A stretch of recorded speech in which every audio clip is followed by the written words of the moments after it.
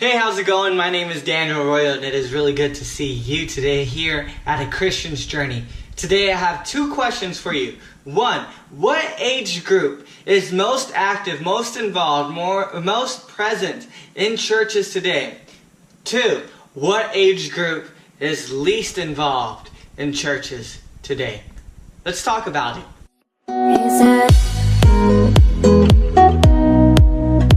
If you haven't subscribed, you should really subscribe, because A Christian's Journey is a place where you see Christians just like you, just like me, or maybe if you're not a Christian, A Christian's Journey allows you to see a window into the life of a Christian individual. You will see vlogs, you will see daily lives, you will see random things, but at times you will also see people share their hearts. And today I want to share my heart about this book, You Lost Me. It's not really about the book per se, but it is about the theory, the ideas behind this book. The title of this book is called You Lost Me. It's by David Kinnaman. It is about this generation, this age group that have felt that Christians have lost them. I don't know if you've ever felt like somebody's talking, and maybe it's right now, hopefully it's not, but you felt that they're just blabbering and talking and talking and talking, and you just don't know what they're saying. Therefore you say, you lost me. That is the same idea. Sometimes the church talks and talks and talks, but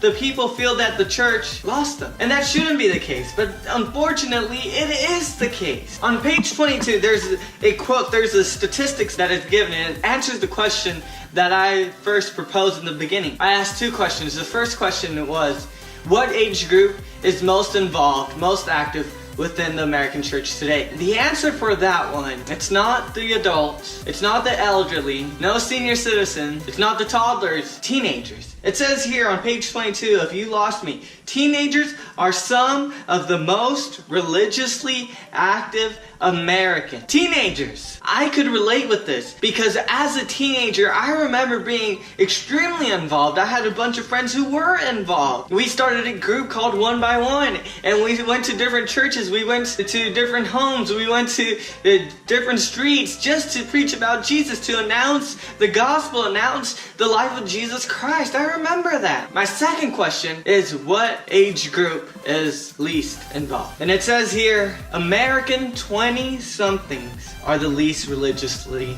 active. So you have the most involvement out of these teenagers who are right before to graduate. They haven't graduated, but they are really idealistic. They want to do God's will. They want to pursue God in every way that they can. They're so excited. But after they graduate, once they become 20, once they're in their 20-something, they desire to not go to church. Or maybe they don't even desire it, but they just stop going to church. Maybe you're a young adult. I've seen the audience composition, the demographics thereof, and I've seen that many of you are college students. Maybe you're struggling right now, but let me let you know, you can do it. Yes, there's a lot like you. Where I have gone to church, I see this occurring in my local church. I see the high activity, especially when you go to camps.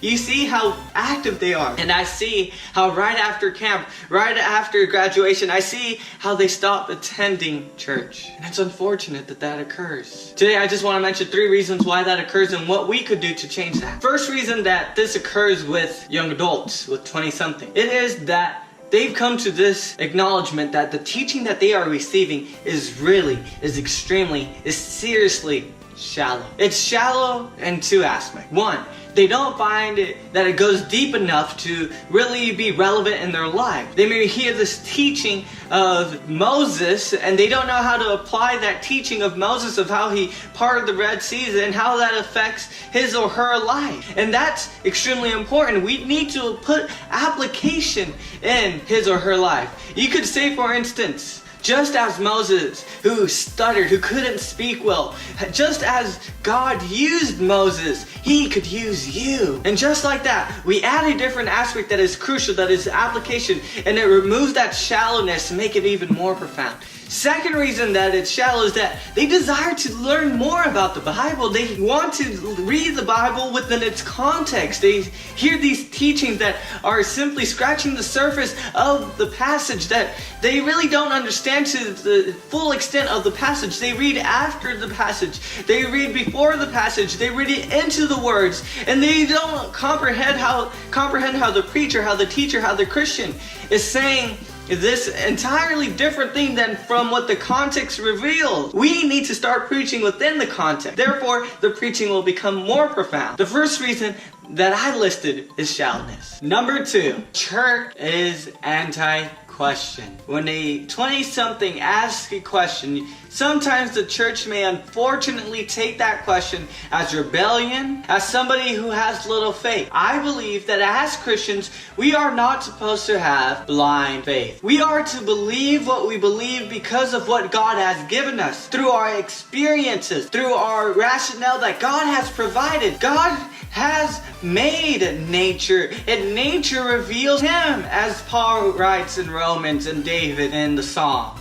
It's okay if people ask questions. Let them develop their faith. I believe as a Christian that Christianity is more reasonable than atheism, more reasonable than Islam, more reasonable than Buddhism. I believe that we should be able to answer these questions. My professor stated, there is no question too big for the Bible to answer. There is no question too big. The Bible is capable of answering any question, and we should be open to any question and more than willing to answer any question. That is number 2. My last point, number 3, exclusive.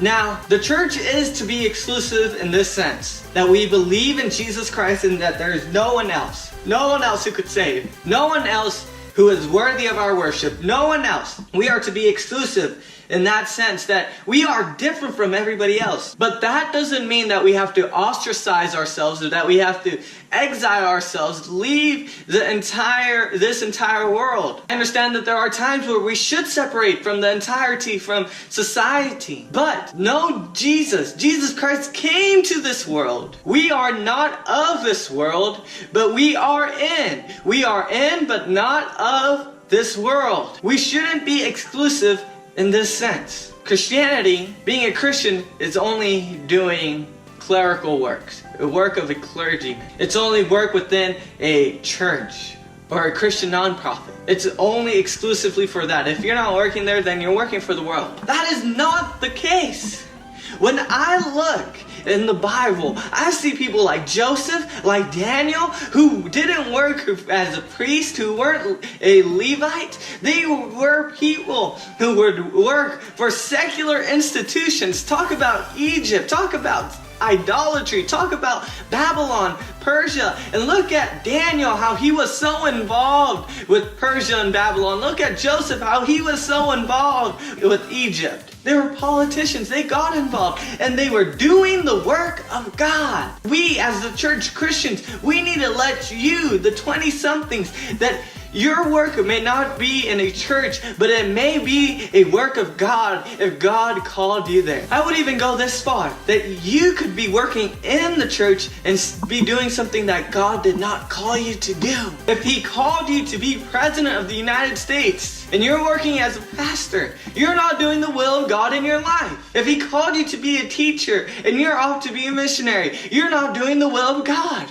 If He called you to be an evangelist and you are a janitor, you are not doing the will of God. You need to find God's will and do it. And don't be exclusive. Read the Bible. See that you could be called for other areas. And wherever God calls you, do the best that you can. Do it unto God. Do it with excellency. Recap. We talked about the least involved age group within the church is the 20-somethings. And there are 3 primary reasons for that. 1, the teachings are too shallow. 2, the church may be anti-question. 3, the church may preach that Christianity, that working for God is exclusive for inside church work as a pastor or a minister. If you are a 20-something who has left Christianity, I hope that this video has encouraged you.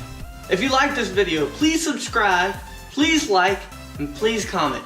I hope that you have a blessed day, and thank you for joining us on this Christian's journey.